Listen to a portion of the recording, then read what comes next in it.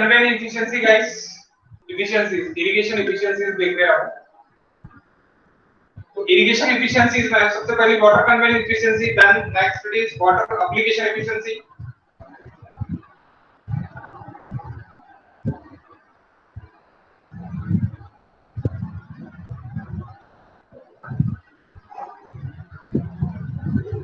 The next, water storage,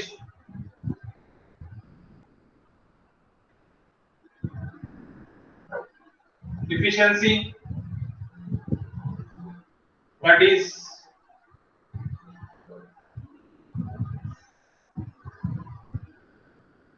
the next, water use,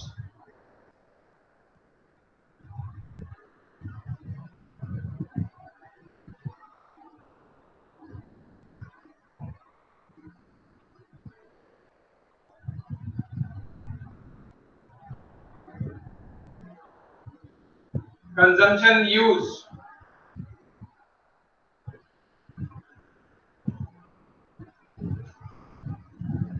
okay, these are the efficiencies. तो ये एक reservoir है, reservoir से वाटर आ रहा, वाटर फील्ड पे पास हो रहा, फील्ड है, फील्ड पे पास हो रहा,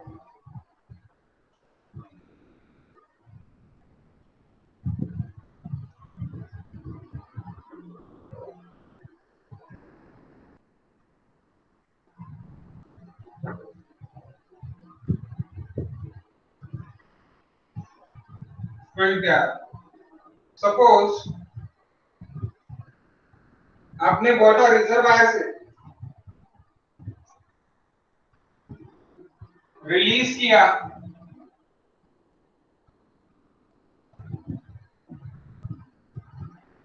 10 सेंटीमीटर, ये कैनल है आपका, ये कैनल है गाइस, दिख रहा है ना क्लियर?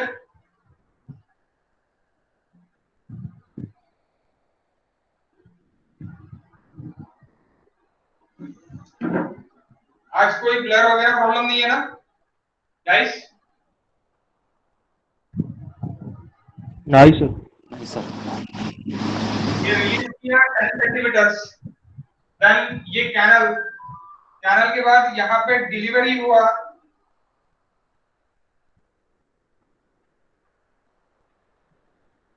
डिलीवर्ड हुआ 9 सेंटीमीटर। तो 1 सेंटीमीटर कहां पे गया? यानी आपने डेप्थ जो है कैनल पे डेप्थ कितना छोड़ा था? 10 सेंटीमीटर डेप्थ छोड़ा था, रिलीज किया था वाटर, लेकिन यहाँ पे जो डेप्थ मिली, depth of the water, that is 9 centimetre. तो 1 सेंटीमीटर का आपका क्या हुआ? लॉस हुआ। 1 सेंटीमीटर का आपका क्या हुआ?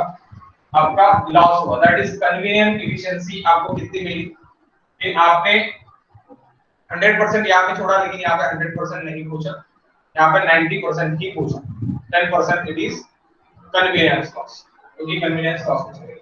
अब आप यहाँ पे फील्ड में पहुंच जाने के बाद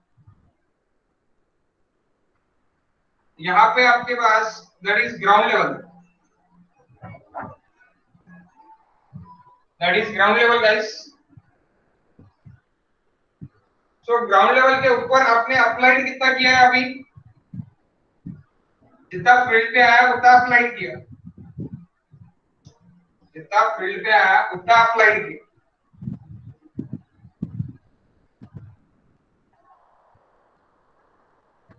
तो that is 9 centimetre.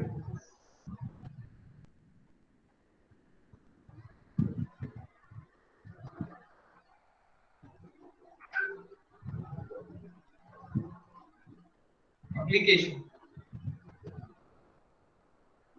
9 centimetre application. तो वहां पे स्टोर्ड कितना हुआ? Suppose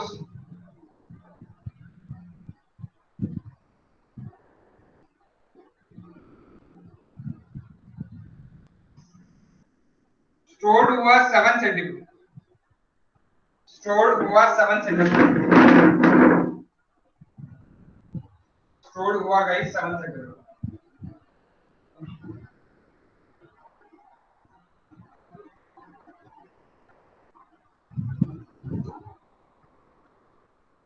water delivered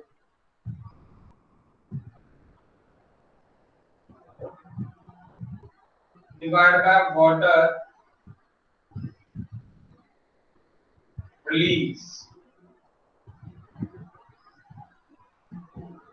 into 100%. That is first conveyance efficiency. Water delivered divided by water release. Water delivered अभी यहाँ पे अपने एग्जांपल के लिए water delivered कितना हुआ 9 सेंटीमीटर को, रिलीज कितना किया 10 सेंटीमीटर किया, सेंटीमीटर के क्या, तो कितना हो गया 90%. 90%. उसके बाद यानी कन्वीनियंस लॉस अगर आपको निकालना है तो कितना लॉस हुआ guys conveyance loss,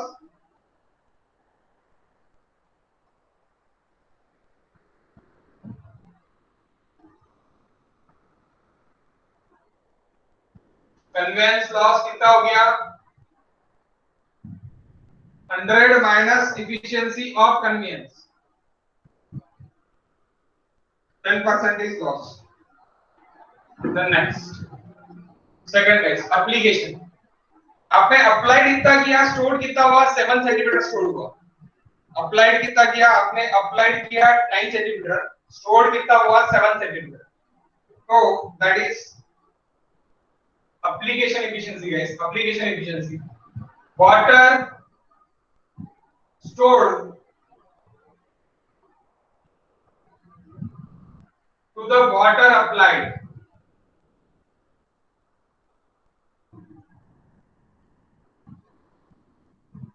water stored it is 7 centimeter, water applied it is 9 centimeter into 100%.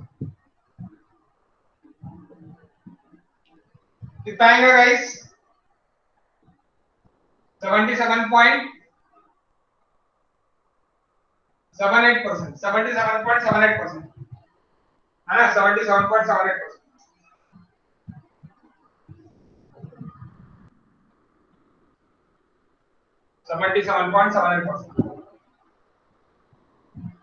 तो ये एग्जांपल के हिसाब में मैं बता दूं. नेक्स्ट और MS water stored efficiency, water stored में water stored to the water needed to bring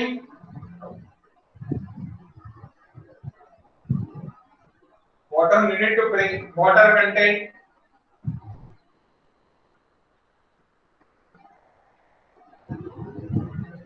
to its filled capacity into 100%. आप बोलेंगे ये क्या है?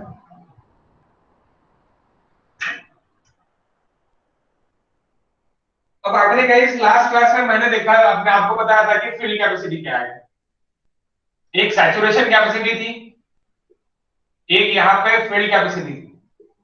फील्ड कैपेसिटी से आपका रूट चालू होता था अप टू व्हाट,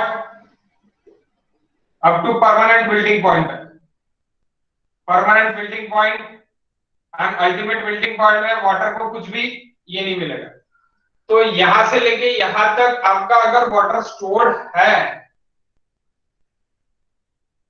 तो water stored to its field capacity आपको पता चलेगा स्टोरेज कितना है करके, यानी स्टोरेज एफिशिएंसी कितना है करके पता चलेगा. Generally we need to storage water up to field capacity, यानी कंसेप्ट समझो पहले. ओके कंसेप्ट समझो. जैसे यहां पे समझ गया आपने रिलीज कितना किया, रिलीज जितना किया उतना डिलीवर नहीं हुआ, यानी लॉस हुआ, कन्वीनियंस लॉस हुआ. इसीलिए यहाँ पे क्या हो गया कि डिलीवर्ड डिवाइड बाय रिलीज मैं कर दूंगा तो कन्वीनियंस एफिशिएंसी मिल जाएगी. बाद में मैंने अप्लाई कर दिया लेकिन स्टोर्ड कितना हुआ मेरा हुआ 7. ओके अप्लाई मैंने 9 कर दिया, 9 सेंटीमीटर डेप्थ मैंने अप्लाई कर दिया लेकिन मेरा स्टोर्ड हो गया 7 सेंटीमीटर. स्टोर्ड मेरा 7 सेंटीमीटर हो गया, इसलिए stored divide by applied it is application efficiency. अब गाइस जो भी 7 सेंटीमीटर स्टोर्ड हुआ है क्या ये 7 सेंटीमीटर स्टोर हुआ वाला वाटर, ये जो 7 सेंटीमीटर स्टोर है वाटर, ये मेरा डिमांड फुलफिल कर रहा क्या या नहीं कर रहा, ये कैसे पता चलेगा? तो ये पता चलेगा आपके फील्ड कैपेसिटी, क्योंकि ये पता चलेगा आपके फील्ड कैपेसिटी से। अगर आपकी फील्ड कैपेसिटी, अगर आपकी फील्ड कैपेसिटी ये 7 सेंटीमीटर से अभी ज्यादा है, सपोज यहाँ पे फील्ड कैपेसिटी ये 7 सेंटीमीटर से ज्यादा है और आपने 7 सेंटीमीटर ही अभी स्टोर हुआ है, तो क्या होगा? आपका इफिशियंसी 100% में से कम रहेगा। लेकिन गाइस, अगर आपकी क्रॉप की फील्ड कैपेसिटी, जो क्रॉप की फील्ड कैपेसिटी है वो 7 सेंटीमीटर से अगर कम है, सपोज 6 सेंटीमीटर है, 5 सेंटीमीटर है, 4 सेंटीमीटर है, तो अगर 4 सेंटीमीटर, 5 सेंटीमीटर, 6 सेंटीमीटर है, तो it is less than 7 guys, तो आपका ये एफिशिएंसी ग्रेटर देन 100 भी मिल सकता है, ग्रेटर देन 100 भी मिल सकता है। It is important, okay, it is important guys, okay, it can be greater than 100%। कैसी? अगर आपने वाटर स्टोर, कितना वाटर स्टोर है अभी यहाँ पे? 7, बट आपका फील्ड कैपेसिटी अगर 6 है, सपोज 5 है, 6 और 5 और 4 यानी 7 से लेस है, तो it is 100%। but we needed to bring this field capacity, it is 10 centimeters, then कितना लैग हो रहा अभी आपका? 3 सेंटीमीटर लैग हो रहा, यानी आपका 7 divide by 10, this is our, यानी 70% एफिशिएंसी हो गई, यानी 30% we needed to bring this, कितना फील्ड कैपेसिटी तक जाने के लिए मुझे लगेगा। तो यानी water needed to bring water content to its field capacity. तो अभी अगर मेरा यानी 100% से ऊपर कब जाएगा? 100% से ऊपर कब जाएगा गाइस? जब आपका यहां तक वाटर कंटेंट पहले से ही है, यहां तक वाटर कंटेंट, फिर से मैं बताता, यानी आपको क्या मैं बता रहा आपको, मैंने जो बताया वर्क, यानी वर्क से बताया, वर्बली बताना और डायरेक्टली एग्जांपल करके दिखाना, दैट इज डिफरेंट। ओके, सो देखो गाइस, यहां तक आपका सपोज अभी water content, actual water content आपका यहां पे,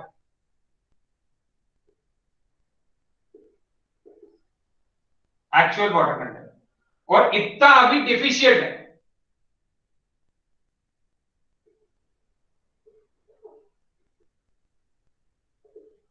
इतना अभी क्या है? डिफिशिएंट है, यानी कम है। तो ये डिफिशिएट वाटर कंटेंट, यानी that is nothing but a water needed to bring water content to its FC,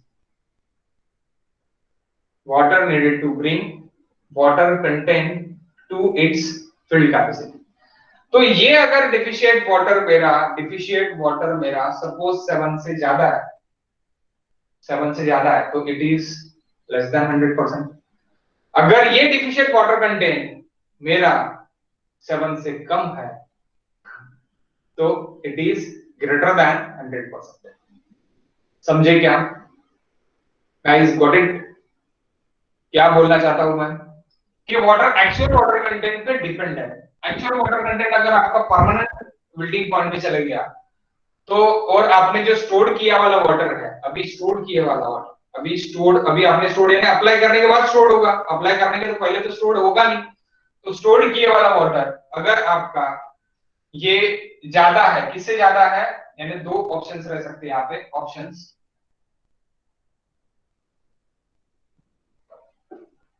पहला ऑप्शन ए कि मेरा अभी वाटर स्टोर कितना है?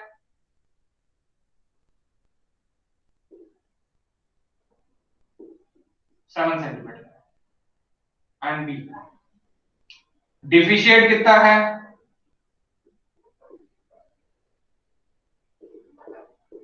सपोज 6 है, तो मेरी एफिशिएंसी क्या हो जाएंगी? NS 7/6 into 100% is greater than 100%, यानी ये क्या हो गया? इट्स ग्रेटर देन 100% हो गया। और ऑप्शन बी यानी ऑप्शन ए हो गया ये, और ये सेकंड केस यानी ऑप्शन ए ऑप्शन बी। अगर यही मेरा अभी 7 सेंटीमीटर है लेकिन डिफिशिएट मेरा अगर 8 सेंटीमीटर, तो 7/8 इंटू 100%, डिफिशिएट कितना है गाइस? 8% है। सपोज डिफिशिएट आपका अगर 8% है तो it is 7/8, it's nothing but कितना हो गया अभी? 7/8 गाइस, 92% ना या 93%? 87.5। 87.5%। ओके, तो 87.5%, तो 87.5% and it may be greater than 100%। Okay, that's why मैं इतना स्टार करके उसको बताया। ओके, ये समझा क्या डिफिशिएट वाली चीज? डिफिशिएट जितना है it's nothing but a water need to bring water content to its field capacity, to its field capacity. उसके लिए आपको एक्चुअल वाटर कंटेंट पता रहने होगा कि एक्चुअल वाटर कंटेंट कितना है। Okay, got it. नेक्स्ट, समझ गया? इसमें कंसीडरेशन करता, कंसीडरेशन करना गलत होगा तो बता दो, अगर नहीं समझाऊंगा तो प्लीज मैं समझा सकता हूं। It is important for GATE and important of our exam. Okay. Sir एक बार बताओ। हाँ, एक बार बताओ। एक बार बताओ। ओके, मैं फिर से बताता। देखो यहाँ पे क्या है, पढ़ो फिर से। Water needed to bring water content to its field capacity. Field capacity कहाँ पे? यहाँ पे ऊपर क्या है? Saturation capacity. तो ये क्या है? ये रोप है मेरा। रोप के इसके जो अपन मुआ म्हणतो, इंग्लिश में क्या बोलते हैं? Hindi English roots. Exactly, roots भूल गया था। रूट्स जो है ये फील्ड कैपेसिटी से लेके परमानेंट बिल्डिंग पॉइंट तक है। इस यहाँ पे है अल्टीमेट बिल्डिंग पॉइंट। लेकिन मेरा जो एक्चुअल वाटर कंटेंट अभी है यहाँ पे, एक्चुअल वाटर कंटेंट मेरा यहाँ पे है, जो मैंने प्रीवियसली अप्लाई किया था सपोज, तो मेरा यहाँ तक एक्चुअल वाटर कंटेंट है। और मैं अभी जो भी अप्लाई कर रहा हूँ, वाटर अप्लाई कर रहा हूँ, तो वो वाटर अप्लाइड यानी क्या है? ये मेरी इफिशिएंसी यानी डिफिशिएंट है। इतना वाटर कंटेंट एफसी तक मुझे चाहिए एक्चुअल वाटर कंटेंट, लेकिन इतना मेरा डिफिशिएंट है। इतना मेरा क्या है? डिफिशिएंट। डिफिशिएंट है यानी ही क्या है? Water needed to bring water content to its FC, यानी इतना वाटर कंटेंट आपको चाहिए। काय के लिए चाहिए? यहां से लेके यहां तक वाटर कंटेंट लेके जाने के। अब इस पे दो ऑप्शंस रह सकते हैं। जितना आपने स्टोर किया है वाटर यानी अप्लाई किया, उसमें से 7 सेंटीमीटर स्टोर हुआ, जितना स्टोर हुआ है उससे डिफिशिएंट कम रह सकता है। तो जैसे 7, तो तब क्या होगी आपकी ये एफिशिएंसी 100 सेंटीमीटर से ज्यादा रह सकती है, 100 सेंटीमीटर से ज्यादा रह सकती है। एंड दूसरा ऑप्शन रह सकता कि डेफिशिएंट 8 सेंटीमीटर है और आपने स्टोर यानी अप्लाइड किया 9 सेंटीमीटर, लेकिन उसमें से स्टोर कितना हुआ है? 7 सेंटीमीटर, लेकिन एक्चुअली डेफिशिएंट कितना है? 8 सेंटीमीटर। तो अभी आपकी एफिशिएंसी कितनी होगी? 87.5%, यानी आपकी एफिशिएंसी कितनी होगी? 87.5%। समझे क्या? अभी या अभी भी ऐसी जा रहा गाइस? समझ लो sir. Okay okay, next efficiency guys, that is storage, then use efficiency. अब आपने जो भी स्टोर किया है उसमें से मेरा क्रॉप कितना यूज कर रहा, that is use efficiency again. Okay, crop कितना यूज कर रहा उसके ऊपर डिपेंड है यूज एफिशिएंसी। निकाला ना आपने? मिटा दो ना। हाँ sir. Okay,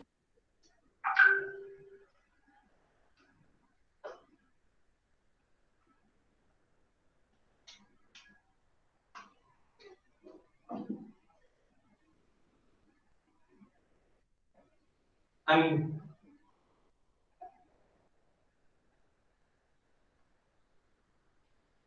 what are beneficially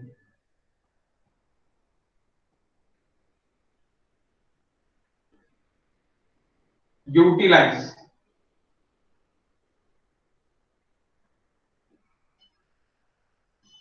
divided by water delivered।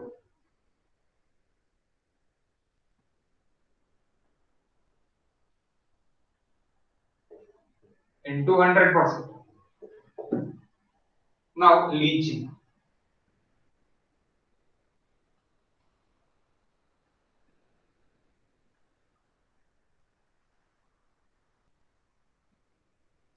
Washing of salt.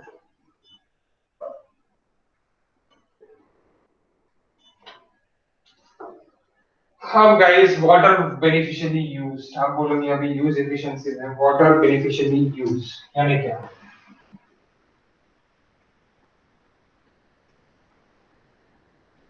Beneficially use divide by water delivered. अब वाटर डिलीवर्ड कितना हुआ था guys? 9 centimetre.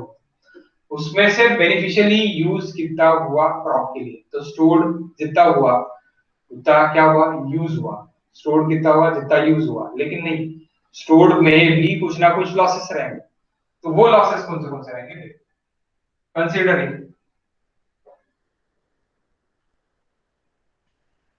Consider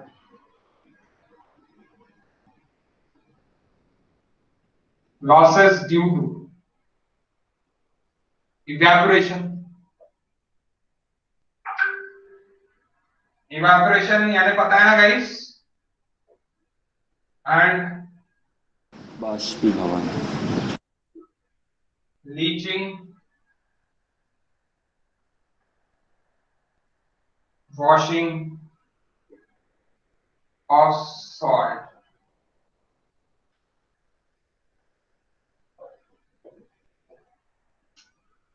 So evaporation भी होगा उसमें से कुछ ना कुछ जो भी स्टोर हुआ है. ओके. एंड और मेरा स्टोर्ड में से यानी स्टोर्ड में से 7 सेंटीमीटर में से और मेरा इवेपोरेशन भी के लिए कुछ ना कुछ जा रहा है. ओके. 7 सेंटीमीटर बेनिफिशियली यूज में से मेरा 7 सेंटीमीटर में से कुछ ना कुछ इसके लिए भी जा रहा है. क्या के लिए? आपका इवेपोरेशन के लिए और लीचिंग के लिए भी जा रहा है. तो वो आपका क्या हो गया? ये भी आप कंसीडर कर रहे हैं. ओके. तो वो आपका बेनिफिशियली यूटिलाइज हो गया. Water beneficially utilise divide by water delivered is 9 centimetre. Then next fine efficiency C. It is normal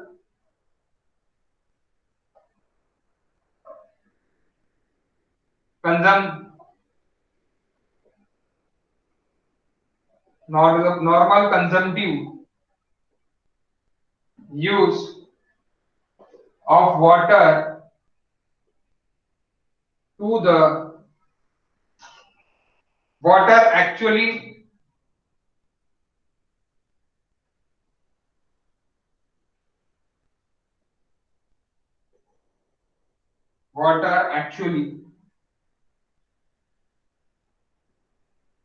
disappeared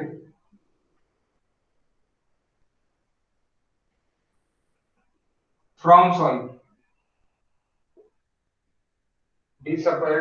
Into 100% सब जगह आएगा. ओके. सो अभी नॉर्मली और actually, normal and actual, normal and actual. Can I erase this, guys? Oh. Yes, sir. Okay.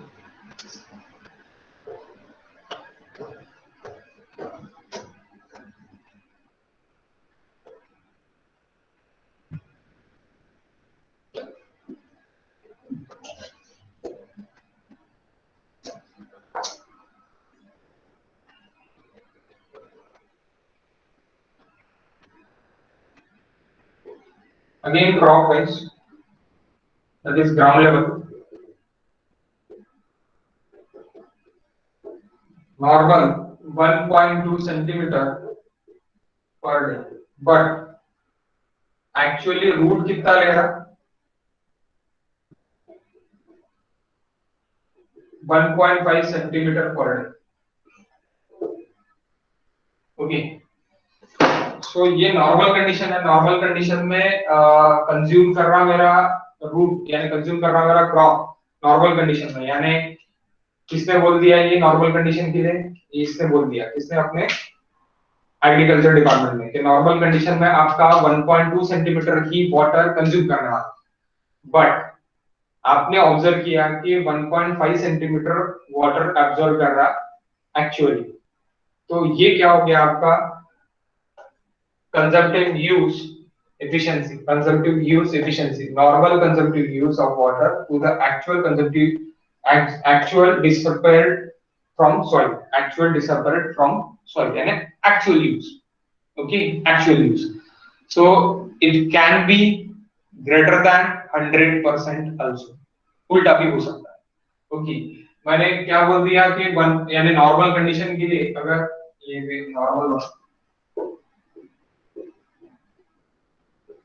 Normal condition के लिए 1.2 है, so normal condition के लिए अगर 1.2 है तो एक्चुअल के लिए आपका कम भी रह सकता है, एक्चुअल के लिए आपका कम भी रह सकता है ना, एक्चुअल के लिए आपका 1.1 भी रह सकता है, बट एक्चुअल के लिए आपका 2 भी रह सकता है, ऐसी कुछ जरूरी नहीं है। तो it is depend upon the soil, soil cases, soil conditions, okay. आपकी जो मैक्सिमम सॉइल जो रहती उसके ऊपर जो भी स्टडीज रहता वो एग्रीकल्चर का रहता, लेकिन किसी किसी का पार्ट ऑफ सॉइल ये अलग निकलता है, तो उसके लिए मेथड्स और बाकी जो अपन कांस्टेंट लेते तो वो कांस्टेंट डिफर होते, तो ये थ्योरीज के जो भी आपके नॉर्मल वैल्यूज है वो नॉर्मल वैल्यूज भी चेंज होते हैं, ओके। तो उसके हिसाब से आपको इरिगेशन डिसाइड करना पड़ता है कि अगर आपका 1.2 नॉर्मली है लेकिन 1.5 सेंटीमीटर पर डे लग रहा है, यानी आपका कितना कुछ परसेंट ज्यादा लग रहा है, कुछ परसेंट ज्यादा लग रहा है, वो कुछ परसेंट कितने हो गए अगर आप लेते तो कुछ परसेंट कितने हो गए गाइस, कुछ परसेंट आपके कितने हो गए, एक्चुअली आपने नॉर्मल कंडीशन के लिए 1.2 ही इरिगेट किया लेकिन एक्चुअल में लग रहा है कितना 1.5, तो कितना डिफिशिएंट हो गया निकाल सकते हैं, this divide by this, NCU is equals 1.2 divided by 1.5 into 100%. How much? 80%. 30%.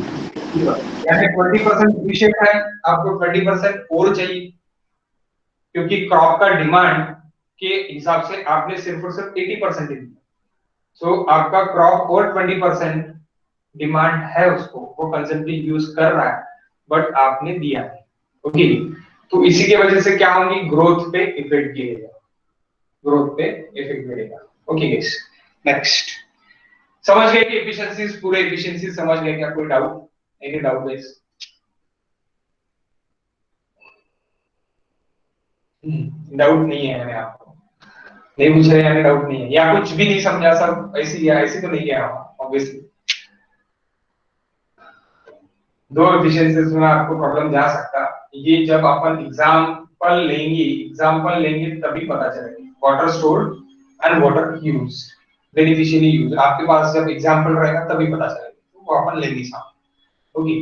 सबसे पहले अपन क्या कर लेते हैं कि हम सबसे पहले बेस पीरियड वगैरह क्या है ये सब चीजें अपन देख लेते हैं guys, okay. Next can I right this now, this portion? Yes, sir. ठीक है, वैसे तो आप भी लिख सकता हूँ, करता ही लिख, okay. Next, crop period,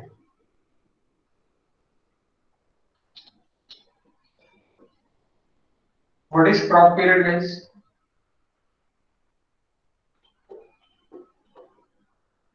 what is crop period?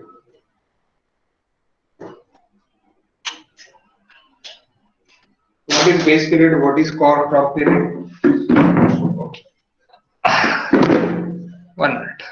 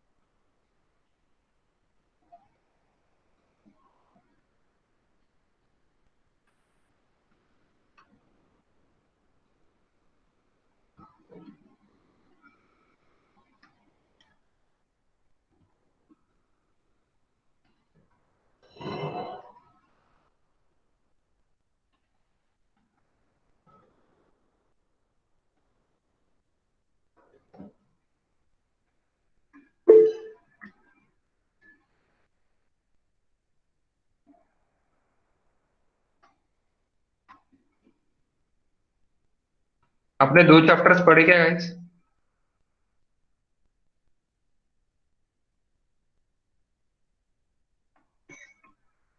मैंने बोला था आपको कि 2 चैप्टर्स पढ़ के रखो करके।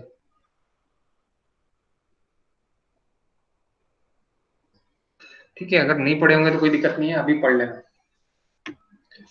देखो, base period and crop period. So this is important, and this is the topic of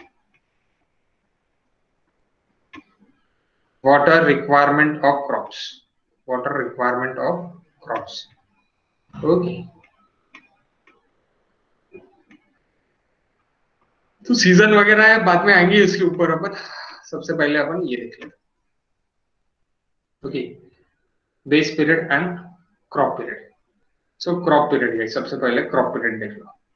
it is the time lapse between instant of sowing to instant of harvesting. And instant of sowing to instant of harvesting. Sowing यानी क्या होता है guys? Seed लगाना, लावायचं आणि harvesting म्हणजे काय होतं? काढणं. हाँ हाँ, तो आप जब पेड़ लगा रहे हैं यानी क्या कर रहे हैं कि बीज डाल रहे हैं आप आपके सॉइल में, तब से लेके आप जब उसको निकाल रहे हैं तब तक का timing it is crop period. तब तक का टाइमिंग क्या है गाइस? क्रॉप पीरियड है। And what is base period? Base period is nothing but first watering to last watering, first irrigation of watering to last irrigation of watering, यानी last watering. तो it is nothing but a base period. It is nothing but a base period. Actually crop period 8 to 10% more than the base period. Okay, क्यों crop period ज्यादा है? क्योंकि जैसे ही आप ये लगाते, बीज डालते, उसके बाद आप वाटर डालते, लेकिन आपका लास्ट वाटरिंग हार्वेस्टिंग के बहुत पहले हो जाता, यानी it is the near aboutly 10 days पहले ही आपका, 10 डेज टू 15 डेज पहले ही आपका क्या हो जाता कि लास्ट वाटरिंग हो जाता। उसके बाद हम सूखने देते झाड़ों को। सूखने देने के बाद कई तो 1-1 महीना रखते, क्योंकि सूखने देने के बाद अपन उसको क्या करते, फिर अपन हार्वेस्टिंग करते। ओके, सो फर्स्ट वाटरिंग जल्दी हो जाता। बेस पीरियड का और क्रॉप पीरियड का टाइमिंग जो है वो जल्दी स्टार्ट होता, लेकिन सबसे पहले खत्म कौन होता? सबसे पहले खत्म होता बेस पीरियड, क्योंकि लास्ट वाटरिंग आपका हार्वेस्टिंग के 15 से 20 दिन या फिर 1 महीना पहले ही हो जाता। उसके बाद आप क्या करोगे? हार्वेस्ट करोगे, यानी वो क्रॉप को जमीन में से निकाल लोगे। ओके, सो तो आपका crop period 8 to 10% more than the base period, but both are taken to be same and expressed by B, यानी दोनों क्या कर रहे हैं? अपन सेम ही कंसीडर कर रहे हैं, express at B in unit क्या में पकड़ रहे हैं? हम डेज में पकड़ रहे हैं, इसीलिए मैंने अभी डेज में बोला गाइस। ओके, मैंने क्या बोला? डेज में। अगर किसी के पास खेती होगी तो उसको पता होगा कि 10 से 15 दिन के बाद अपन, यानी अगर वाटर नहीं दिया तो मेरे झाड़ मर जाएंगे। झाड़ मर जाने के बाद मैं ऑब्वियसली इसको निकाल लूंगा। मैक्सिमम लोग ये इस तरह सोचते हैं। Okay, that is crop period and base period. तो सभी काय में है मेरे? सभी काय में है गाइस? डेज में। ओके, इसके बाद delta. What is delta now? What is delta now? Delta यानी, समझ लो गाइस, मैं बोर्ड पे भी आपको अच्छे से समझा के दूंगा, उसमें कोई दिक्कत नहीं है। ओके, लेकिन पहले मैं अब यहाँ से आपको समझा देता डेल्टा ड्यूटी क्या होता, क्योंकि डेल्टा ड्यूटी समझाना बहुत ज्यादा जरूरत है। क्योंकि ये आपको समझने को ना, क्योंकि ये आप अगर समझोगी तो आपके खेत के लिए बेटर रहेगा। आपके खुद के खेत के लिए, आपके खुद के फार्म के लिए बेटर रहेगा। Okay, not for education purpose है ना, इसके लिए पेपर के लिए अच्छा है, इसके लिए नहीं। It is the total depth of required by a crop, यानी क्रॉप को कितनी डेप्थ ऑफ वाटर रिक्वायर्ड है, ये कौन डिसाइड करेगा? ये डेल्टा डिसाइड करेगा। अब कितनी डेप्थ रिक्वायर्ड है, कितने दिनों के लिए गाइस? तो उसके बेस पीरियड के लिए। जितना first watering to last watering कर रहे हैं, यानी बेस पीरियड, देखो यहाँ पे बेस पीरियड के लिए, okay, to come to maturity, यानी मैच्योरिटी लाने के लिए। तो first watering to last watering तक यानी बेस पीरियड आप कितना कितना वाटर अप्लाइड कर रहे हैं, यानी कितना डेप्थ ऑफ वाटर अप्लाई कर रहे हैं इन सेंटीमीटर्स, अभी जो अपन ने सेंटीमीटर सेंटीमीटर में डिस्कस किया, तो वो सेंटीमीटर्स में अप्लाई करने वाला वाटर फर्स्ट हार्वेस्टिंग टू यानी first watering to last watering तक का, that is delta, that is delta. अब ये निकालेंगे कैसे? Volume of water required by crop for its growing, यानी पूरे ग्रोथ के लिए, पूरा ग्रोथ यानी 0 से लेके 100% ग्रोथ के लिए जितना भी वॉल्यूम ऑफ वाटर आपको लग रहा है, divide by area of the field, divide by area of the field. देखो वॉल्यूम जितना भी लग रहा है, वॉल्यूम यानी मीटर क्यूब में हो गया, divide by area of field आपकी क्या हो गई गाइस? मीटर स्क्वायर में होगी, तो बचा काय में? मीटर में। इसीलिए यहाँ पे जो वॉल्यूम लिया है वो हेक्टर मीटर में लिया है, क्योंकि अपन जनरली फील्ड अपने हेक्टर्स में लेते हैं, इसलिए हेक्टर मीटर हो गया, that is my volume hectare metre, and my area it is in hectares. Guys, what is how many hectares or how many meter square is equals to 1 hectare? 10 to the power 4. 10 raised to power 4 meter square is equals to 1 hectare. Okay, it is correct. Okay, 10 raised to power 4 meter square is equals to hectare. Okay, so hectare metre में, hectare hectare get cancel, तो बचा काय में? Metre में। तो उसको metre का अपन को काय में करना पड़ता? सेंटीमीटर में करना पड़ता, क्योंकि ज्यादा डेप्थ नहीं रहती, इसलिए 1 मीटर, 0.5 मीटर, 0.52 मीटर ऐसी रहेगा, तो वो सेंटीमीटर्स में आपको ज्यादा मिलेगा, तो इसलिए आप सेंटीमीटर में लेते हैं उसको। This delta guys, this is delta sign, okay, this delta water will be supplied with proper distribution, यानी उसका एक प्रॉपर डिस्ट्रीब्यूशन करेंगे अपन ओवर द बेस पीरियड, यानी पूरे बेस पीरियड में। सपोज बेस पीरियड आपका 4 महीने का है, 4 महीने में 120 डेज है, यानी 120 डेज का बेस पीरियड है, तो 120 डेज में अपन इरिगेशन एकदम 6 डेज यानी 6 दिन में, 7 दिन में, 4 दिन में, 5 दिन में, ऐसी एकदम डिस्ट्रीब्यूशन एकदम प्रॉपरली डिस्ट्रीब्यूट करेंगे। तो प्रॉपरली डिस्ट्रीब्यूट कैसे करना है, ये लास्ट क्लास में हमने फ्रीक्वेंसी बेस देखा है, समझे क्या? लास्ट क्लास में हमने फ्रीक्वेंसी में देखा। हेलो बोलो, ठीक है सर, समझ लेना। हाँ, लास्ट क्लास में हमने फ्रीक्वेंसी में देखा है, depending upon the requirement, depending upon the requirement के हिसाब से अपन करेंगे। अब आपने क्या देख लिया? अब आपने बेस पीरियड और क्रॉप पीरियड देख लिया। बेस पीरियड और क्रॉप पीरियड बोथ अपन क्या बी से ही डिनोट करते, लेकिन अगर किसी ने क्वेश्चन पूछा कि क्रॉप पीरियड कितना ज्यादा है, तो क्रॉप पीरियड ये 8 to 10% ज्यादा है, लेकिन बेस पीरियड और क्रॉप पीरियड को दोनों को अपन सेम ही पकड़ते हैं, दोनों को अपन क्या पकड़ते हैं? सेम ही पकड़ते हैं, ओके, बी से ही डिनोट करते हैं। देन ड्यूटी गाइस, अभी ड्यूटी यानी आप डिस्चार्ज कितना दे रहे हैं, यूनिट डिस्चार्ज, यानी आपका डिस्चार्ज कितना रहेगा, तो that is depends upon the discharge, okay.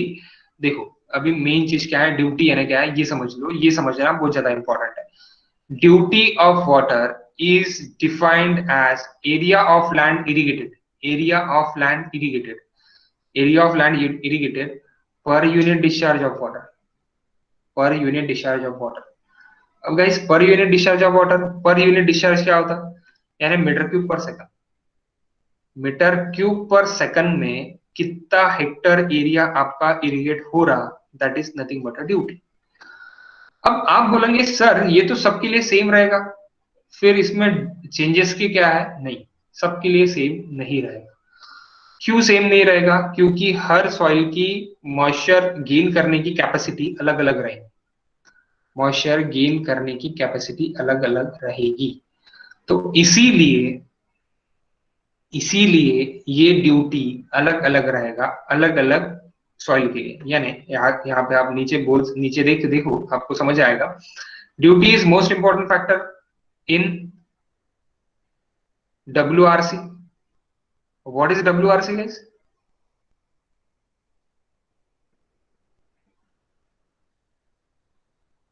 Water requirement for crop guys, water requirement for crop, अभी थोड़ी देर पहले अपने हेडिंग देखा ना, ये water requirement of crop WRC guys, okay, उसको डायरेक्टली अपन क्या बोलेंगे? WRC। यानी ड्यूटी बहुत ज्यादा इंपॉर्टेंट है वाटर रिक्वायरमेंट फॉर क्रॉप के लिए. And duty of water varies from place to place, varies from place to place by minimum at source, maximum at utility point. Source पे minimum है, maximum at utility point, that is field पे maximum रहेगी. तो आप अभी बोलेंगे sir minimum and maximum किस तरह बोल रहे हैं? यूटिलिटी यानी आप जो भी यूटिलाइजेशन कर रहे हैं, जहां पे भी आप क्रॉप लगा रहे हैं वहां पे ड्यूटी ऑब्वियसली मैक्सिमम रहेगी और मिनिमम एट अ सोर्स रहेगी, सोर्स पे मिनिमम रहेगी क्योंकि वहां पे पहले से ही पोर्स फिल रहेंगे, पहले से ही पोर्स फिल रहेंगे. अब इसका भी मैं आपको एक एग्जांपल देता हूं. Example, okay.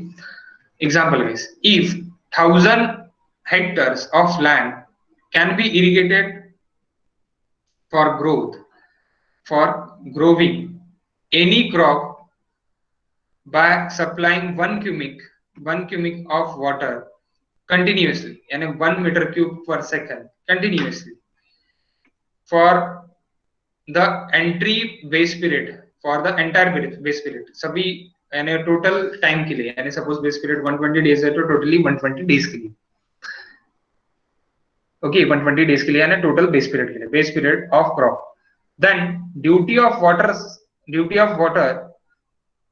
For this crop is said to be 1000 hectare per metre cube, 1000 hectare per metre cube. अब आप बोलोगे 1 मीटर क्यूब ही क्यों, 1 क्यूबिक ही क्यों किया, क्यों 1 क्यूबिक ही रहा? तो उसका रीजन आप यहाँ पे देख लो अभी बोर्ड पे, यानी ये क्या है और क्यों है और क्यों रहेगा, ये प्लीज आप देख लो क्योंकि डिफरेंस ऑफ ड्यूटी वगैरह ये अपन सामने देखने वाले हैं. लेकिन यानी और ये हम रिलेशन भी देखने वाले हैं. रिलेशन यहाँ पे है, यहाँ पे डिराइव है, ये आपको क्वेश्चन आता है 3 मार्क के लिए, ओके, डेल्टा ड्यूटी का, तो वो बाद में देखेंगे. लेकिन सबसे पहले आप ड्यूटी क्या होता है वो देख लो बोर्ड पे गाइस.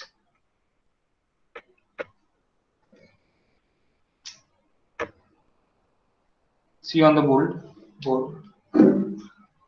देखो आपकी एक फील्ड है यानी गाइस खेत है. आप खेत में चले गए, खेत के बाजू में एक कुआं है, वेल, ओके, वेल से आप पानी निकाल रहे हैं, वाटर क्या कर रहे हैं आप निकाल रहे हैं, निकाल के आप पाइपिंग से निकाल रहे हैं, उसमें से पाइपिंग से पानी निकाल रहे हैं. बाद में आपने यहाँ पे डिस्ट्रीब्यूशन सिस्टम्स की,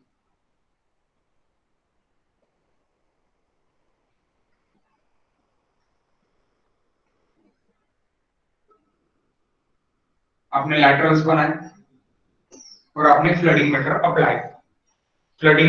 अप्लाई. तो अभी मुझे यहाँ पे मैं पंपिंग कर रहा हूं,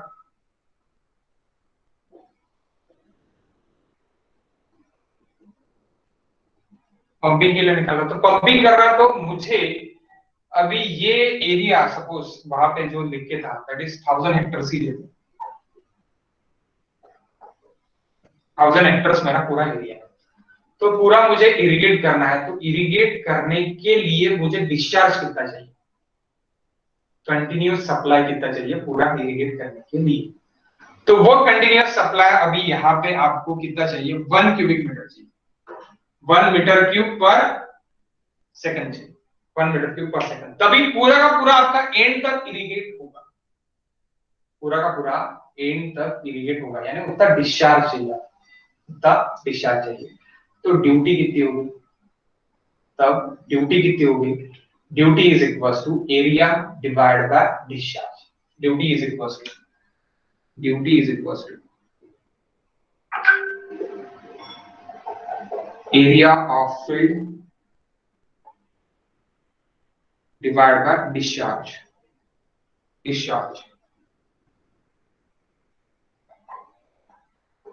applied.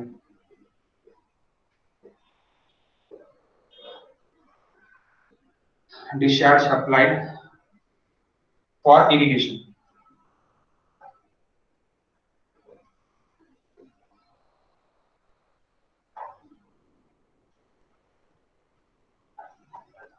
क्या हो गया आपका ड्यूटी, क्या हो गई आपकी, A by Q is nothing but 1000 divided by 1 meter cube per second, that is 1000 hectares. 1000 hectares. तो आपका ये क्या हो गया, hectares divide by metre cube, second आपका ऊपर चले जाएगा तो second hectare per metre cube, ये भी यूनिट हो सकता है का, ड्यूटी का यूनिट हो सकता है। तो 1 मीटर क्यूब का मैंने एग्जांपल दिया, वैसे जरूरी नहीं है कि 1 मीटर क्यूब पर सेकंड की आपका डिस्चार्ज लगेगा, आपका 2 मीटर क्यूब भी लग सकता, 3 मीटर क्यूब भी लग सकता, 4 मीटर क्यूब भी लग सकता, 500 मीटर क्यूब भी लग सकता। Okay, it's depend upon the field, it's depend upon the field. Okay, कि फील्ड कितना क्या है, और एक ही वेल रहेगी, इट्स नॉट इंपॉर्टेंट कि एक ही वेल है। आपका पानी कैनल से आ रहा होगा तो आप कैनल पे पाइप लगा के करोगे, या फिर आपका पानी कंटिन्यूअसली फ्लो हो रहा है ड्यू टू ग्रेविटी, तो आपका ग्रेविटी से रहेगा, वहां का डिस्चार्ज ट्यूब अलग रहेगा। ओके, लेकिन आप कंटिन्यूस सप्लाई करके कितना इरिगेट कर रहे हैं, ये इससे यानी irrigate area divide bye continuous supply discharge, this nothing but a duty, this nothing but a guys duty. Got it? समझा क्या? ड्यूटी इज इंपॉर्टेंट, समझा क्या गाइस? यस हाँ सर समझा।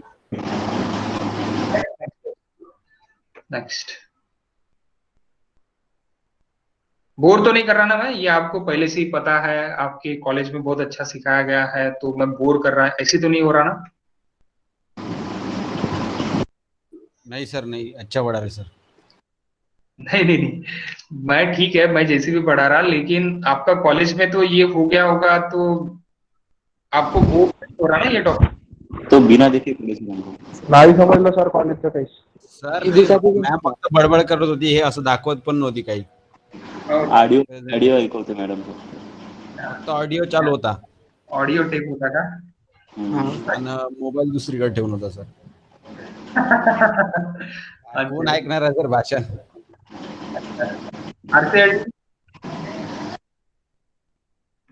छान शिकवता सर मॅडम, तुम्ही क्लासेस नाही केले काय?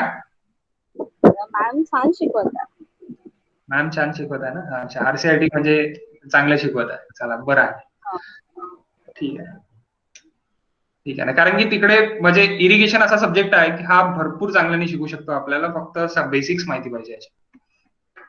ठीक आहे, मी अजून चांगला करू शकतो याच्यामध्ये, पण मला वेळ लागेल, म्हणून मी थोडं शॉर्टकट मध्ये चाललोय. ठीक आहे, हे शॉर्टकट आहे माझं, लॉंग कट किती राहणार तुम्ही विचार करून घ्या आता.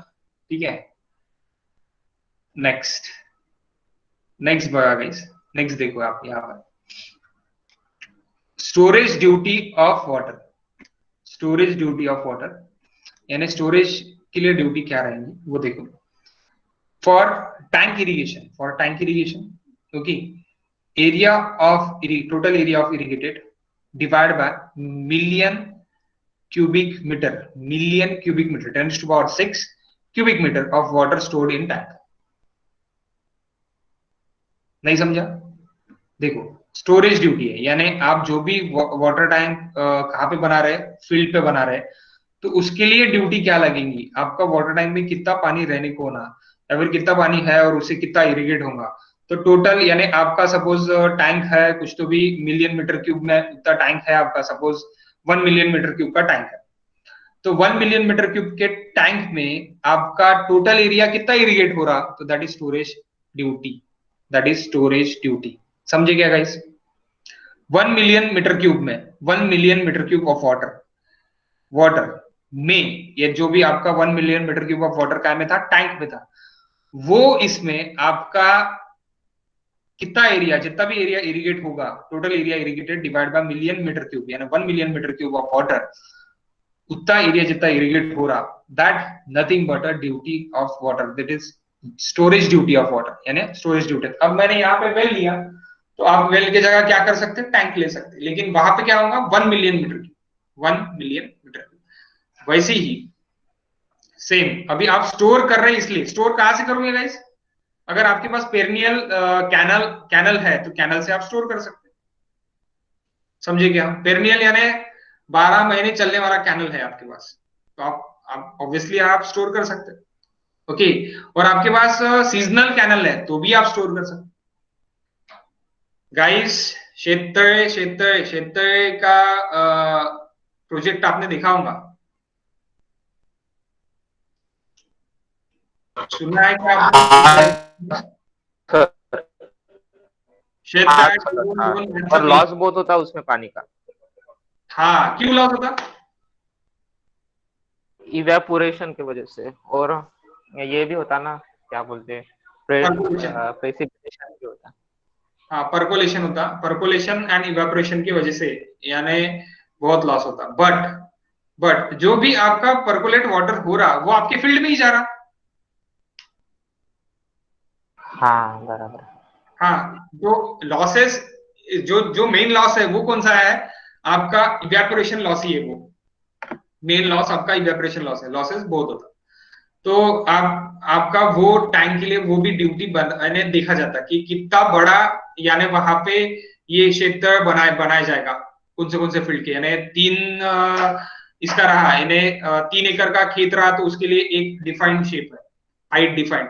10 एकड़ का रहा तो उसके लिए एक डिफाइंड यानी ये है, क्या बोलते हैं, एरिया है, यानी वॉल्यूम है। ओके, तो ऐसे डिफरेंट डेफिनेट वॉल्यूम के लिए सरकार ने अभी बना के दी। तो वो काय के लिए बना के दी है? स्टोरेज ड्यूटी ऑफ वाटर के लिए।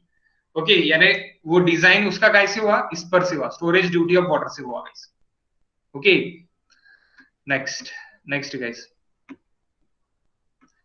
Duty of tubewell. अब ड्यूटी ऑफ ट्यूबवेल की, अब ट्यूबवेल यानी आप डायरेक्टली बोरवेल जैसी ही रहता, लेकिन ट्यूबवेल का साइज बड़ा रहता, 200 सेंटीमीटर वगैरह रहता, यानी 2 मीटर का, 1.5 मीटर का, 1 मीटर का, इतना वेल का साइजेस रहता, यानी वेल का यानी बोरिंग साइजेस रहता। जैसे अपन बोरिंग मारते वो कितना रहता, पॉइंट यानी 0.4 सेंटीमीटर का, यानी 0.4 मीटर का रहता, देन 0.5 मीटर का रहता। इस तरह ये मीटर्स में चलते बोरवेल अपने। लेकिन ट्यूबवेल में क्या होता, सीधा साइज ही डबल हो जाता, डबल यानी 1 मीटर का, 2 मीटर का, 1.5 मीटर का, ऐसी रहता। और उसका जो डेप्थ रहता, वो depth is near aboutly it is 100 metre, 200 metre, 300 metre. Marathwada में तो 400 मीटर जाते, मीटर गाइस। अमृत तुझ्याकडे किती मीटर मारताय लोक पाणी ट्यूबवेल? 420 है, 420 से 450 मीटर की फीट? Feet sir. हा फीट म्हणजे 100 मीटर जवळपास। सर आमच्या बाजूला 640 फीट आहे, काय 640 फीट आहे तरी पाणी नाहीये। 640 foot guys, 640 foot, 640 feet divide by 3.28 कर लो कितना, इतना मीटर जाके भी पानी नहीं मिल रहा है।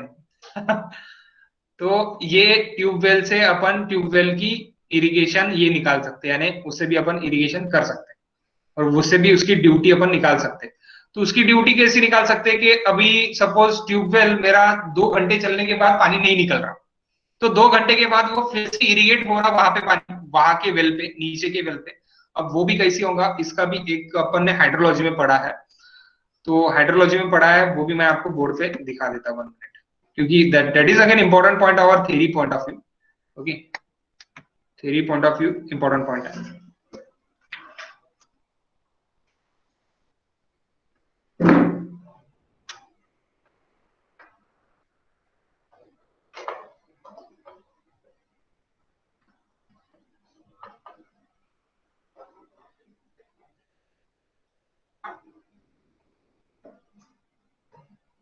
So guys, theory point of view important point क्या है कि देखो, कन्फाइंड एक्विफायर और unconfined aquifer sir. Okay, confined and unconfined. तो एक्विफायर्स आपने पढ़े हैं हाइड्रोलॉजी में एक्विफायर्स पढ़े हैं। अब जो सपोज 650 फुट बोला है इन्होंने, 650 डिवाइड बाय अगर मैं 3 कर देता, इट्स नियर अबाउटली 3, तो 200 मीटर के ऊपर वो गए नीचे गए, 200 मीटर के ऊपर नीचे गए। सो 200 मीटर के ऊपर अगर नीचे गए तो सबसे पहले क्या रहेगा, unconfined aquifer, unconfined aquifer. Okay, unconfined aquifer. Unconfined यानी क्या है कि यहाँ पे आपका रॉक है और रॉक के ऊपर वाला जो भी मट्टी है वो, तो unconfined aquifer it's near about to 100 meter, बस 100 मीटर्स के बाद आपको दगड़ चालू हो जाता और आप उसके बाद कन्फाइंड एक्विफायर मिलता। लेकिन मराठवाड़ा में कैसी है कि 400 मीटर तक अनकन्फाइंड एक्विफायर ही रहता। 400 क्यों रहता? तो उसी के लिए अभी आपका एक अंडरग्राउंड कैनल जा रहा है, अंडरग्राउंड कैनल। क्या आपने सुना है ये स्कीम के बारे में, अंडरग्राउंड कैनल के बारे में? कहां से कहां? हाँ सर, बट अभी वो प्रोजेक्ट बनने को बहुत कॉस्ट लगता। कॉस्टिंग बहुत लग रहा है, लेकिन स्टार्ट तो हो गया है। इट इज स्टार्ट, एक पार्ट उसका स्टार्ट हो गया। 50 किलोमीटर के नीचे से पानी जा रहा है, पानी पास होगा 50 किलोमीटर। मैं क्या बोल रहा, किलोमीटर गाइस। तो आप बोलेंगे 50 किलोमीटर सर गड्ढा खोद रहे हैं तो क्या कर रहे हैं? 50 किलोमीटर, ओके। सो इतना कुछ तो भी उनका कैलकुलेशन है। वहां से पानी कहां से? पश्चिम महाराष्ट्र से पानी लाने वाले हैं मराठवाड़ा, ओके। कॉस्टिंग बहुत ज्यादा है, ऑब्वियसली बहुत ज्यादा है, ओके। लेकिन वो डेप्थ ऑफ वाटर, यानी वो वाटर क्यों ला रहे हैं वहां से इधर? बिकॉज ऑफ यहाँ पे जो unconfined, this is near aboutly averagely 100 meter की रहता, बट मराठवाड़ा में ये 800 600 मीटर 800 मीटर तक जाता। कन्फाइंड एक्विफायर में क्या होता? कन्फाइंड मैक्सिमम हमारे सर, मैक्सिमम यहाँ पे 900 950 1000 तक जातो सर, हिली एरियाज में वगैरह। हाँ, हजार पर्यंत जाते, माहिती आहे मला ते, मला माहिती आहे। 600 ऍव्हरेज आहे, 600 ऍव्हरेज आहे की 600 मीटर पर्यंत जाऊन सुद्धा त्यांना पाणी, मीटर म्हणतोय मी फूट नाही म्हणतोय, मी मीटर म्हणतोय की मीटर पर्यंत जाईपर्यंत पाणी नाही भेटत त्यांना, आणि ट्यूबवेल्स मारतात, ओके। सो यहाँ पे क्या होता है कि यहाँ पे जब आप कन्फाइंड एक्विफायर के लिए शो के बाद जाते हैं तो यहाँ पे कन्फाइंड में पानी रहता, वाटर रहता। लेकिन मराठवाड़ा में क्या हुआ? ये भी गायब है, ये भी गायब है, यानी यहाँ पे भी पानी नहीं है। सो इतनी बेकार कंडीशन है, यानी इतना वर्स्ट कंडीशन है कि सूखा है पूरा, इतना पानी मार के भी पानी नहीं मिलता। तो दैट्स व्हाई टोटली सूखा है। और कन्फाइंड एक्विफायर भी वहां पे 1000 मीटर पे मिलेंगे, यानी 1000 मीटर आपको जाना पड़ेगा, तब आपको 1 किलोमीटर आप नीचे जा रहे हैं तब आपको, और 1 किलोमीटर एक इसके लिए ट्यूबवेल मारना, यानी एक इंसान के लिए, एक फैमिली के लिए ट्यूबवेल मारना, it is not economic, it is totally not economical. तो वहां पे गवर्नमेंट ने ही कुछ ट्यूबवेल्स वगैरह मार के आपके करके दिए, उसके भी स्कीम्स है कुछ जो पहले ही निकले थे मराठवाड़ा के लिए, ओके। एक कन्फाइंड एक्विफायर में से वाटर उन्होंने डिस्चार्ज निकाला। तो कन्फाइंड एक्विफायर का भी वाटर, अभी जो कन्फाइंड एक्विफायर है, कन्फाइंड झरे म्हणतो ना अपन कि नदी से वो झरा रहता है पूरा का पूरा, और ये कैसी है कि ये रॉक है, ये टोटली रॉक है, ओके। रॉक के नीचे यानी रॉक के अंदर वाला जो वाटर है वो कन्फाइंड उतना ही रहता है, उसका जो ये रहता हेड रहता, वो हेड कहीं अगर आप इधर गड्ढा खोद दो तो हेड यहां तक चले जाता अपने आप, क्योंकि उसमें प्रेशर रहता, प्रेशर वो रहता है, ओके, प्रेशर रहता है, तो वो भी वहां पे अवेलेबल नहीं है, ओके। तो अभी मेरा ड्यूटी, अब यहाँ पे ड्यूटी कैसे काम करता है, यानी ड्यूटी क्या है, वेल की ड्यूटी क्या है? तो वेल की ड्यूटी ये है कि मैंने जैसी वाटर निकाल लिया, डिस्चार्ज कर लिया, सपोज अनकन्फाइंड एक्विफायर में से डिस्चार्ज कर लिया मैंने, ड्यूटी यानी वाटर डिस्चार्ज कर लिया, तो सपोज मेरी वाटर लेवल यहां तक थी, और मेरा वाटर लेवल यहां तक था, और मैंने इतना ड्यूटी यूज कर लिया, यानी इतना डेप्थ ऑफ वाटर मैंने यूज कर लिया, उससे मेरा फुल इरिगेशन हो गया, फुल्ली इरिगेशन हो गया, तो ठीक है। लेकिन फुल एरिया इरिगेट नहीं हुआ मेरा, मैंने वाटर डिस्चार्ज कर लिया, और डिस्चार्ज करने के बाद सपोज मैंने 4 घंटे चला, 4 घंटे के बाद मेरा 1/3 ही यानी लैंड इरिगेट हुआ, और उसके बाद क्या होगा कि जरे में वाटर आने के लिए मुझे 1 दिन लगा, फिर दूसरे दिन में दूसरा 1/3 लगा, तीसरे दिन में तीसरा 1/3 लगा। तो दैट्स इंपॉर्टेंट है कि आपका जो भी वेल आप कूद रहे हैं उसकी ड्यूटी क्या निकलने वाली है, तो उसका डिस्चार्ज क्या निकलने वाला है, indirectly depends upon the discharge क्या निकलने वाला है। तो ये आपको कैसे पता चलेगा? ये आपको जो भी जियोलॉजिकल डिपार्टमेंट वाले हैं, जियोलॉजिकल डिपार्टमेंट वालों के पास एक इंस्ट्रूमेंट रहता है, वो इंस्ट्रूमेंट लाके वो वहां पे जाते हैं और वहां पे देखते हैं कि यहाँ पे कन्फाइंड एक्विफायर है या अनकन्फाइंड एक्विफायर है, वो पहले लेते और उसके बाद वेल खोदते। ये भी बहुत यानी इंपॉर्टेंट है। आपको जानना कि आप डायरेक्टली गए और डायरेक्टली जाने के बाद गड्ढा खोद दोगे तो वैसे नहीं होता। वो सर्वे करते, उनको सर्वे में ये पता चलता कि यहाँ पे confine aquifer near about to at that distance तक है उनके ऐप से, उनके यानी एप्लीकेशन से। ओके, उनका कुछ एप्लीकेशंस रहता है, उनका कुछ मुझे भी नहीं पता actually, I am not belong to geology. Okay, so that's why मुझे नहीं पता, लेकिन मुझे इतना तो पता है कि वहां पे सर्वे होता, सर्वे हो जाने के बाद वहां पे पानी, जहां पे पानी ज्यादा मिलता, जो एरिया में पानी ज्यादा मिलता, वहां पे ही बोरवेल मारना अच्छा रहता, ऐसी बोला जाता। और वो एग्रीकल्चर डिपार्टमेंट को कंबाइन करता, एग्रीकल्चर डिपार्टमेंट को कंबाइन करता है, कंबाइनली वर्क करते हुए। Okay, geological department and agriculture department. Okay guys, तो वहां से वो जहां ड्यूटी ज्यादा मिलेगी वहां पे, यानी जहां पे डिस्चार्ज ज्यादा मिलेगा मुझे, वहां पे वो क्या करते, वहां पे वो बोरवेल या फिर वेल, कुआ आपको सजेस्ट करते कि आप यहाँ पे करो करके। समझे क्या? अभी आपको टोटली क्लियर आइडिया हो गया होगा what is duty, what is time duty and what is well duty. अगर नहीं हुआ होगा तो प्लीज पूछो, मैं बता सकता।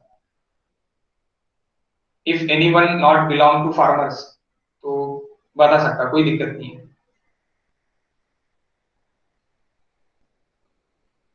सही में समझ गया? नेक्स्ट जाऊं मैं? Okay guys, no issues, next जा रहा है।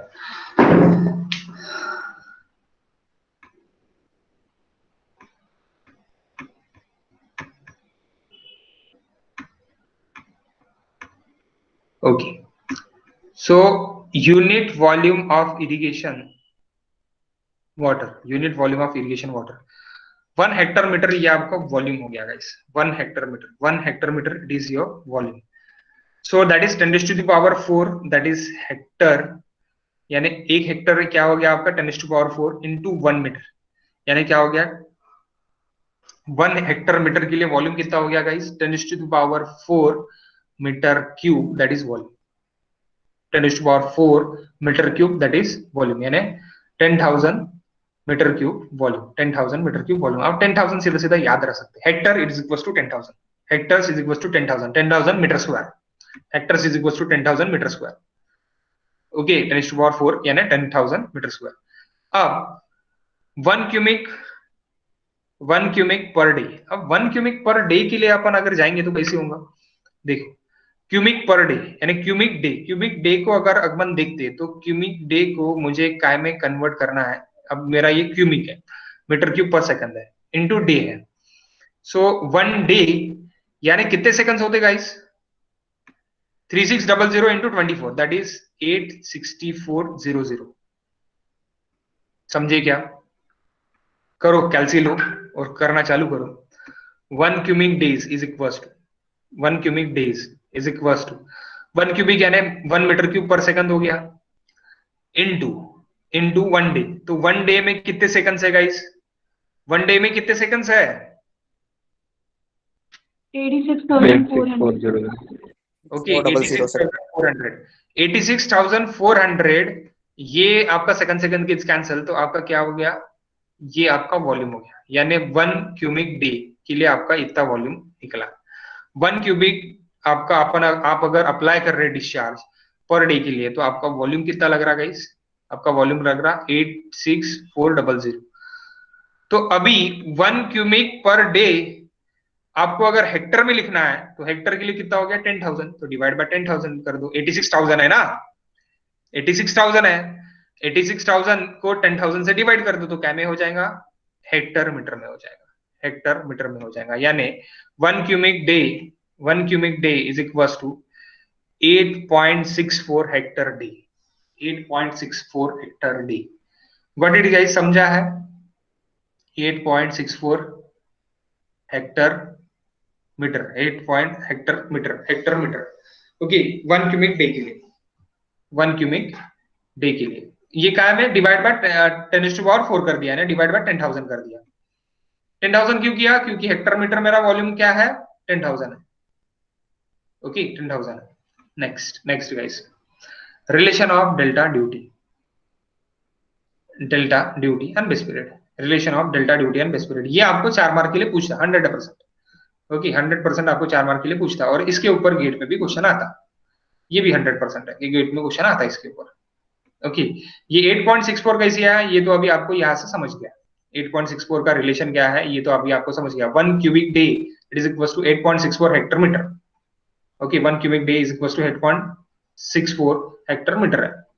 Okay so consider irrigation field, consider an irrigation field of area d hectares, d hectares यानी गाइस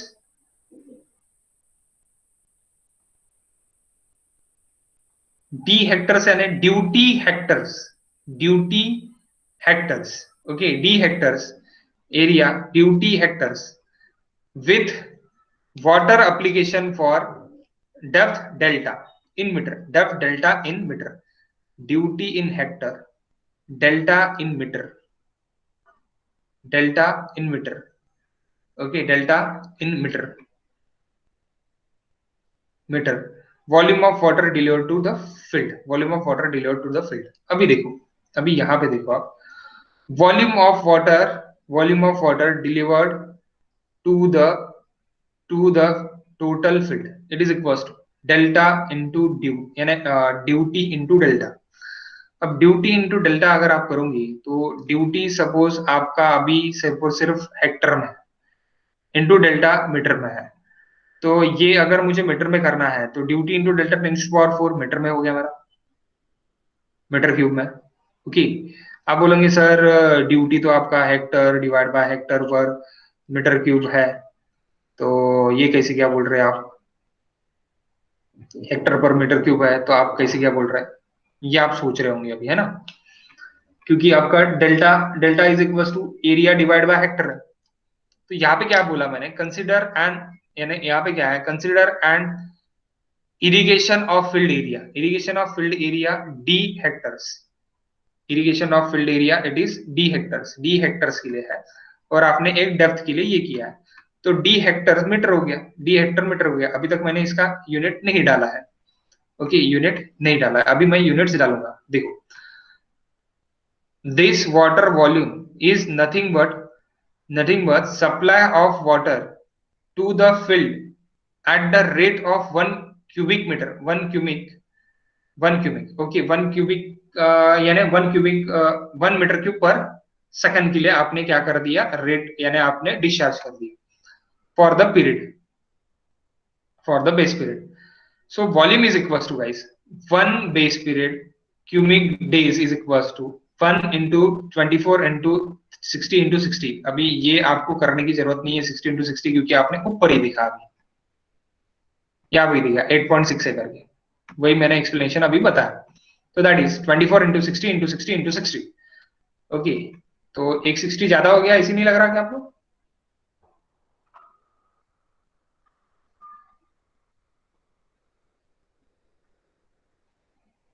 प्रिंटिंग एरर है गाइस यहाँ पर। ओके 160 ज्यादा हो गया। देखो base period cubic metre per day, तो डे का आपको इसमें करना है, तो ये आप यहाँ पे करेक्शन कर लेना, 160 ज्यादा हो गया। 60 काय के लिए डे का मीटर में यानी डे का मिनट में करने के लिए, यानी डे का आवर में करने के लिए 24, आवर का मिनट में करने के लिए 60, मिनट का सेकंड में करने के लिए 60, 160 ज्यादा हो गया। ओके सो अभी आपका क्या हो जाएगा, delta duty 10⁴ is equals to 1 base period is equals to 24 into 60 into 60। तो delta is equals to 8.64 base period by duty। अब डेल्टा आपका अभी क्या है, delta it is in metre, base period it is in days and duty it is in hectare per cubic. मैंने उसका unit change नहीं किया, मैं फिर से आपको बताता क्योंकि ये समझने के लिए थोड़ा दिक्कत जाएंगे आप। ठीक है आपने क्या लिया, कंसिडर एन इरिगेटेड फील्ड, आपने एक फील्ड ली, फील्ड क्या ली, उसका एरिया क्या है आपका हेक्टर एरिया, उसका एरिया डी हेक्टर्स है, एरिया क्या है डी हेक्टर्स है, यानी डी हेक्टर्स के लिए आप ड्यूटी करने वाले हो। ओके लेकिन ड्यूटी का यूनिट अभी मत लगाओ, डी हेक्टर्स आपका एरिया है।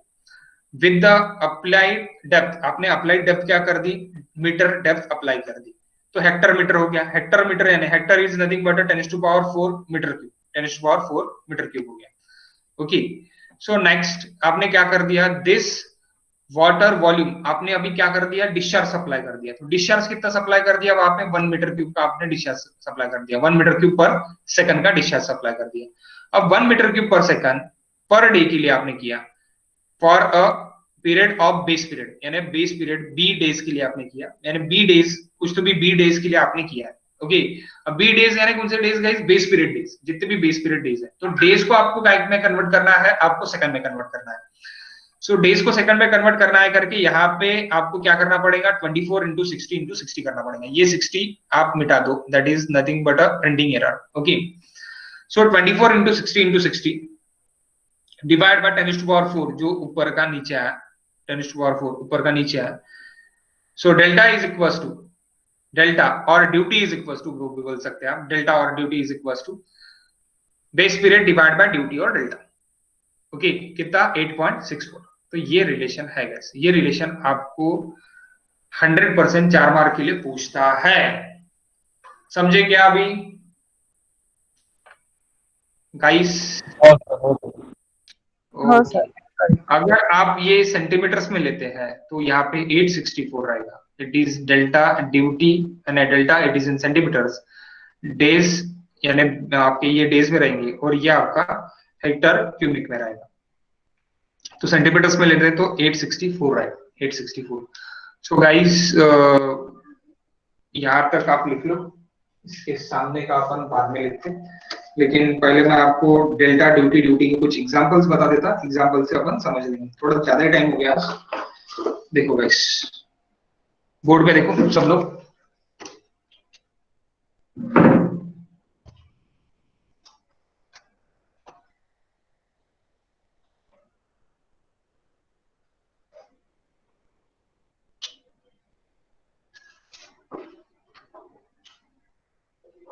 Duty is equal to A by Q. A is equal to in hector, Q it is equal to meter cube per second. Okay, and 1 hectare is equal to 10 raised to the power 4 meter square. Okay, that is area. And hectare meter is equal to 10 raised to the power 4 into 1, that is in meter cube. That is in meter cube. Hello, class hello.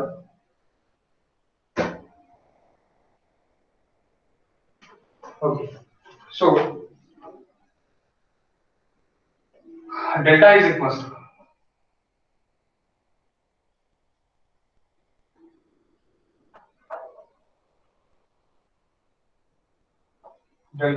to this.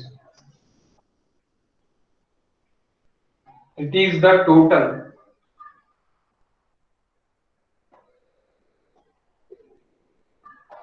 depth of water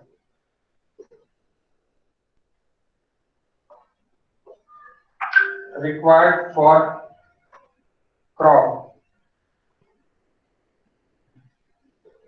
in a base period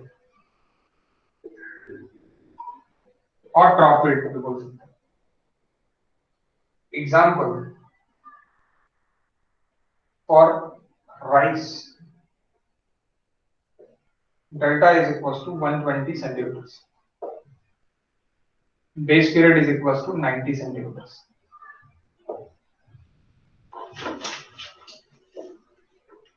Okay, base period is equal to 90 centimeters. Sorry, 90 days. Base period is equal to 90 days. Frequency is equal to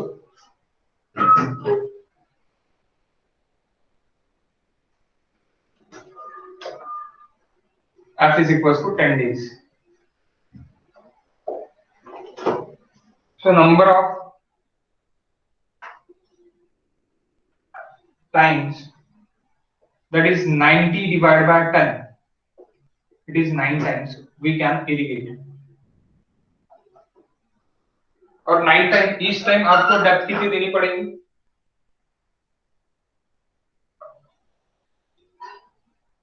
इस time आपको depth देना पड़ेगा 120 divide by 9, यानी 33 centimetre का depth आपको क्या करना पड़ेगा, इरिगेट करना पड़ेगा।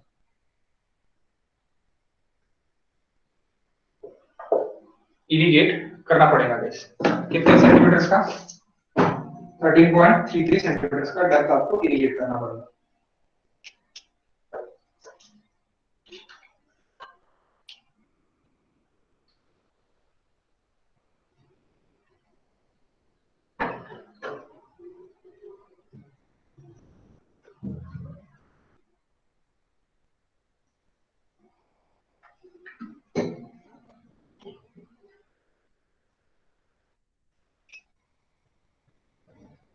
Okay. Next.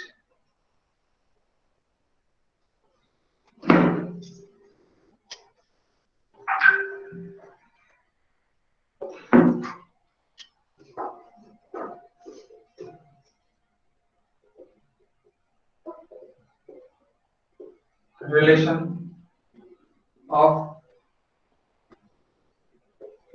duty, delta and base period अभी देखा आपने। D is equals to 8.64 B by D, that is in meter, that is in D, that is in hectare per meter cube per day. Okay, hectare per meter cube per day, ये relation. सो अभी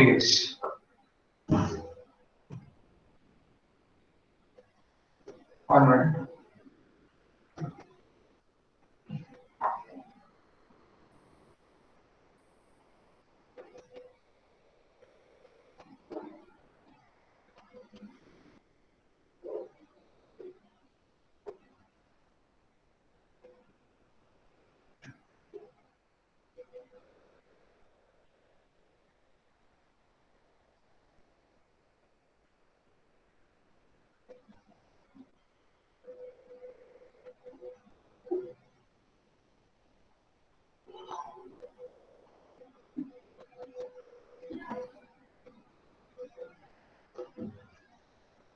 Okay, so that is reservoirs.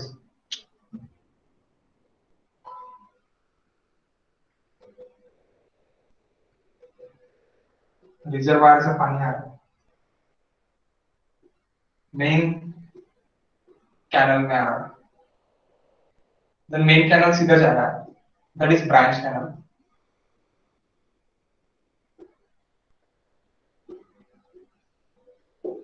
That is distribution canal.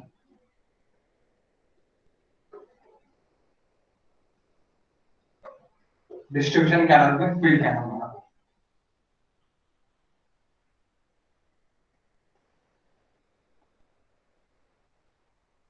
Field channel. Okay, so सब जगह outlet रहेगा। यहाँ पे एक outlet रहेगा, यहाँ पे एक आउटलेट रहेगा, यहाँ पे एक आउटलेट रहेगा। ओके, आउटलेट्स रहेंगे, आउटलेट्स रहेंगे। ईच एंड एवरी कैनल पे आउटलेट रहेंगे। ओके, सपोज यहाँ पे आपका डिस्चार्ज था, यहाँ पे आपका डिस्चार्ज था 4 मीटर क्यूब पर सेकंड, और यहाँ पे मेरा डिस्चार्ज पहुंचा 3 मीटर क्यूब पर field.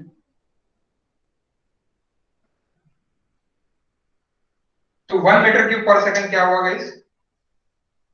1 metre cube per second क्या हुआ? Loss. Yes exactly, loss. Field में पहुंचा। अब चैनल में मेरा अगर फ्लो बाय दिखता, यानी चैनल में अगर मेरा ये दिखता, तो चैनल में सपोज मेरा 3.2 metre cube per second. Channel में मेरा कितना? फील्ड चैनल में 3.2। 4 मेरा यहाँ से गया, 3.2 मेरा फील्ड में है, 3 मेरा इधर है। तो अभी मुझे क्या निकालना है? मुझे ड्यूटीज निकालना है। क्या निकालना है? ड्यूटीज निकालना है। क्या है दिस? ऊपर से तो कर ही सकता ना।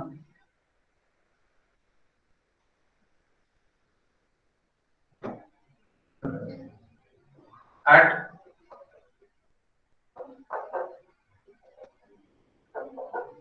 reservoir A by discharge is equals area by discharge. So area by discharge.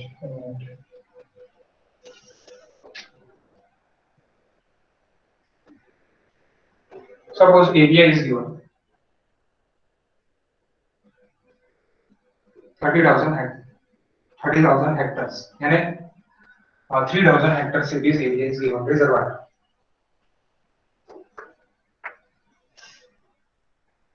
Sorry, reservoir means field का area होगा.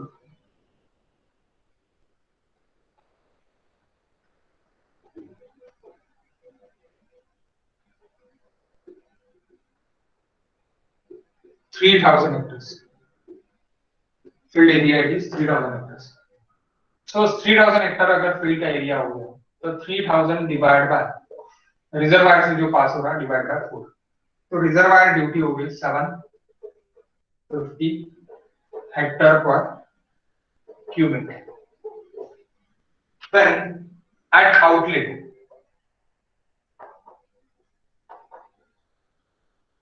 duty outlet of field channel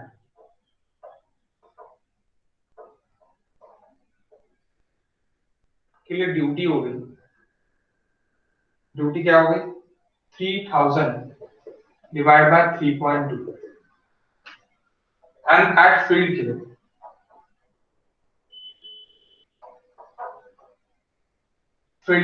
duty क्या हो गई 3,000 divided by 3. So guys, source के पास कम ड्यूटी एंड जहां पे consume हो रहा वहां पे ज्यादा ड्यूटी. ये मैंने सेंटेंस बोला था. सोर्स के पास कम ड्यूटी और जहां पे कंज्यूम हो रहा उसके पास ज्यादा duty. Why this example is that is 1000 hectares पर क्यूबिक. दिस इज 937 हेक्टेयर पर cubic. Okay. Duty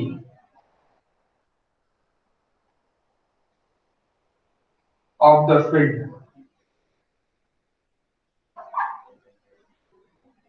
is always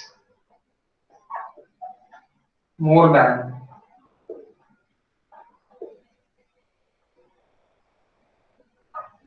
duty of reservoir.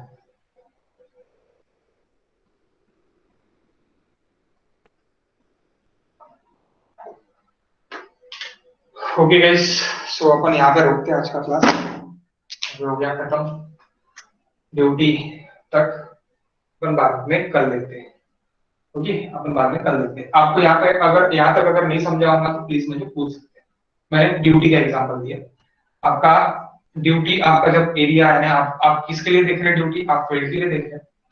तो सबसे पहले रिजर्वायर से आपका कितना हुआ है, रिजर्वायर से फिल्टर जाने के लिए अगर आप रिलेट किसको कर रहे हैं, फील्ड को रिलेट कर रहे हैं. दैट्स व्हाई फील्ड का area of field is equal to 3,000 hectares. So 3,000 hectares के ही रिलेट करके अपन ने पूरे ड्यूटीज निकाले. Duty of reservoir, duty of that outlet, that is nothing but outlet base. ये आउटलेट है. आउटलेट का काम क्या होता है गाइस? आउटलेट का काम क्या होता है?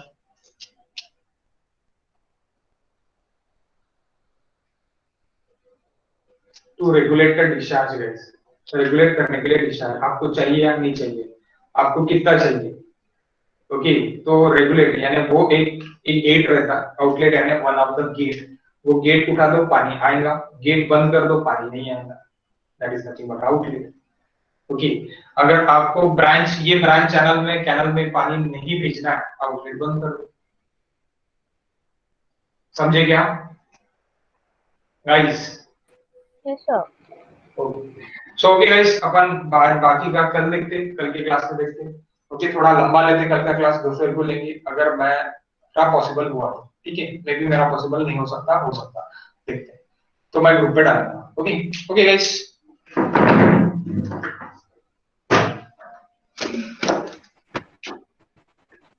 Thank you.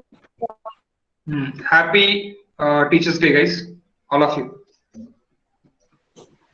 Happy Same to you, sir. Teachers Day to you. Thank you Thank you, sir. Hello, sir. Thank you hello हा बोला. Hello, sir. सर ते सॉन्ग काहीतरी 7:15 वाजता म्हणून तुम्ही. हा 7:15 वाजता आहे. सर थोडासा उशिरा घ्या ना 8 वाजता तरी. अरे नाही 7:15 वाजताच घेऊ शकतो कारण की सेकंड इयर वाले आहे ना. स्ट्रेस्टन कव्हर आहे. ते 7:30 वाजता तरी घ्या. स्ट्रेस्टन कव्हर आहे. स्ट्रेस्टन कव्हर ते 7:30 वाजता तू जॉईन करून टाक ना, काही फरक नाही पडत. ठीक आहे सर. ठीक आहे. गेटचं आहे का ते? गेट म्हणूनच काय म्हणतात युनिव्हर्सिटी